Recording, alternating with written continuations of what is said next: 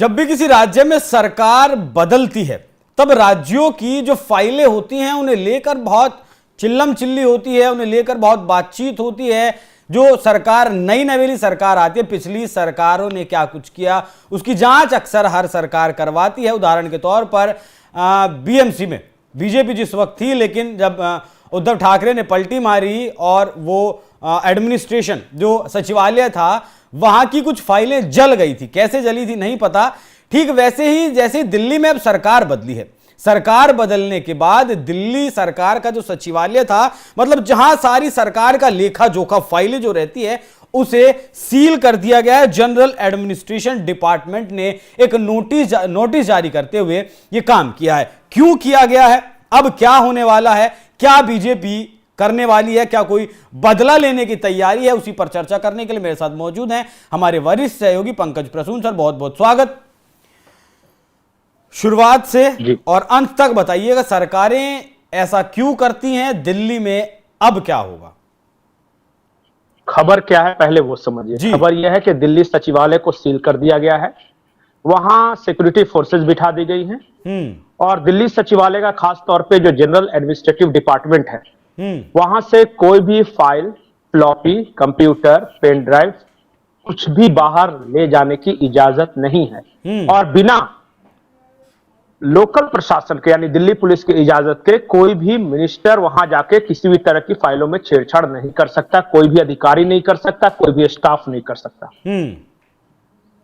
दूसरा सवाल है कि आखिर ऐसा क्यों किया गया।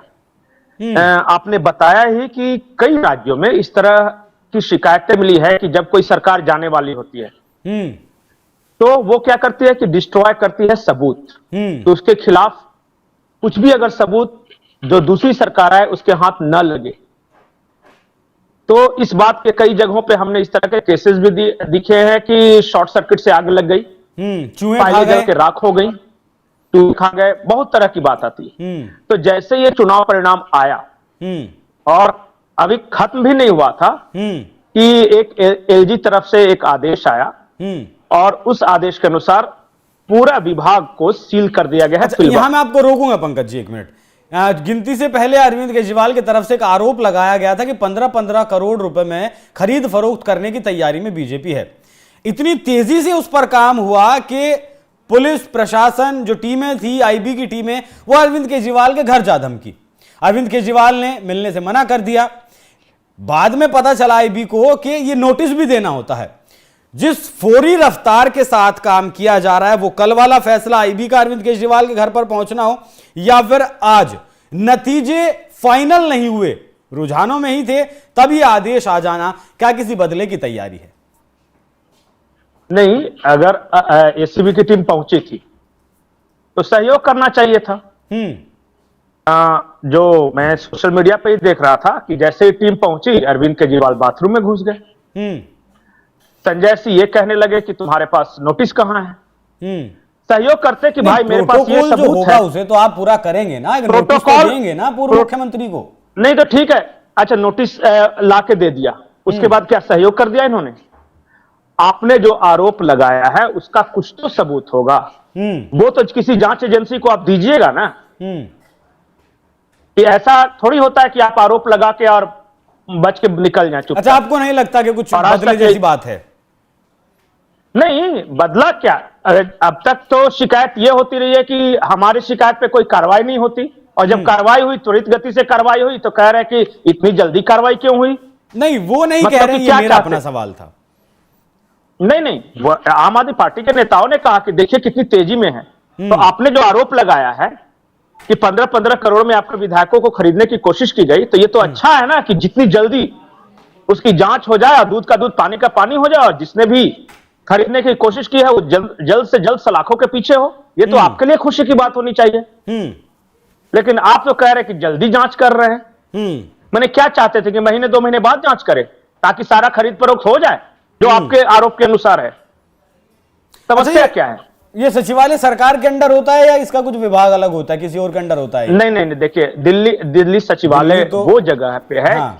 नहीं, जहां से आम आदमी पार्टी की सरकार बनती है, चलती है, वहां मुख्यमंत्री बैठते हैं, सारे मंत्री बैठते हैं, अलग अलग विभागों का वो हेडक्वार्टर है वो, और वहां जितने भी डिसीजंस होते हैं सरकार के फाइलों पे मिनिस्टर लोग वही साइन करते हैं और उन्हीं के आदेश से पूरे दिल्ली में वो जो भी नियम कानून जो भी आदेश है वो लागू होता है।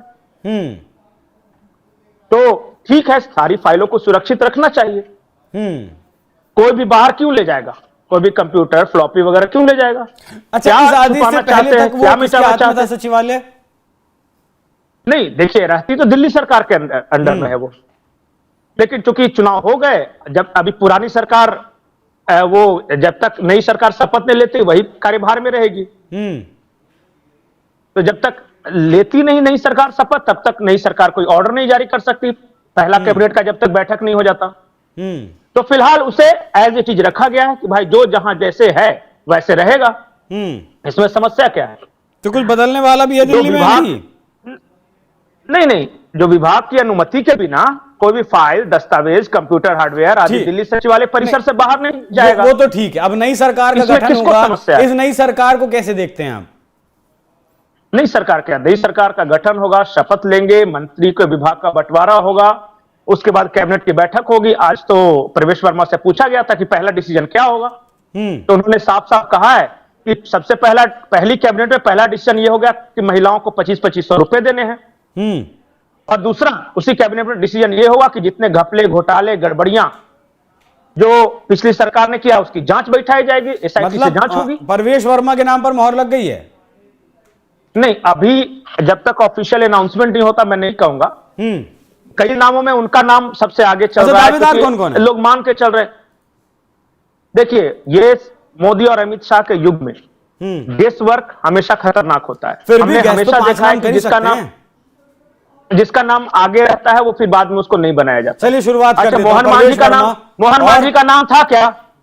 अच्छा, मैं एक बात बताता हूं, मैं तो सिर्फ जिन नामों पर चर्चा हो सकती है उनकी बात कर रहा हूं। आप 5 नाम अगर राजस्थान के लेते तो क्या ये शर्मा जी का नाम लेते?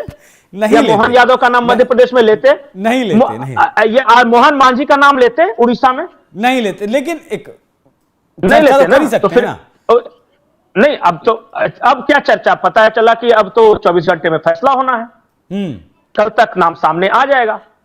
और मैं जानबूझ के किसी का नाम इसलिए नहीं लेना चाहता कि क्यों बेचारे का नुकसान करूं, क्योंकि जिसका नाम मीडिया में चलने लगता है वो फिर नहीं बनता है, कल को जाके वो गाली देगा कि आपने मेरा नाम क्यों ले लिया। मैं तो बनने वाला था, लेकिन चूंकि आपने चला दिया मीडिया में तो कैंसिल हो गया। ठीक है, चलिए देखिए, इसमें देखिए, मैं आपको बताता हूं जो मूल सवाल हैं। इस बात की आशंका है कि न सिर्फ शिक्षा विभाग में बल्कि जो पिछली सरकार चली थी उसके कई विभागों में कई तरह की गड़बड़ियां हुई और कई घोटाले हुए। उन घोटालों की जांच के लिए जरूरी है कि सारे सबूत सुरक्षित रहें। और सबूत कहां पे हैं?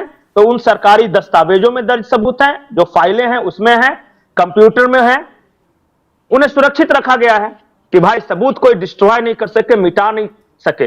जरूरी नहीं कि कोई नेता ही जाए, हो सकता है कि कोई ऐसा स्टाफ हो जो आम आदमी पार्टी का सिंपैथाइजर हो, कल को बोल दे कि शॉर्ट सर्किट से आग लग गया।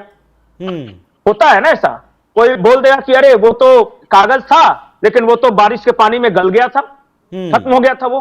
ठीक है, तो देखना होगा, कुछ भी हो सकता है आगे क्या कुछ होता है। और ऐसा होता है अक्सर, चूहे खा जाते हैं या आग लग जाती है शॉर्ट सर्किट की वजह से। अब देखना होगा दिल्ली की आम आदमी पार्टी ने जो सरकार चलाई 10 साल, उस पर आरोप तो बहुत सारे लगे लेकिन अब तो कुछ भी साबित नहीं हो पाया है। तो क्या इस मूव सबसे पहले तो इस बात की जांच होगी कि शीश महल का जो खर्चा आया वो कौन कौन से विभाग ने दिया है, साइन किया है, वो बहुत किसके सिग्नेचर से वो सब हुआ। बहुत सारे सवाल हैं, वो शीश महल हो, शराब घोटाले के आरोप हो, क्लासरूम घोटाले के आरोप हो, डीटीसी बस का जो खरीदने में जो आरोप लगे हैं उसका आरोप हो, मोहल्ला क्लिनिक से लेके दवा खरीद से लेके बहुत तरह का कोई सच साबित होता है या फिर ये महज आरोप ही रहते हैं। बाकी सचिवालय दिल्ली का बहुत जल्दी सील कर लिया गया है, तो इस पर क्या है आपकी राय, कमेंट कर में जरूर बताएं। धन्यवाद।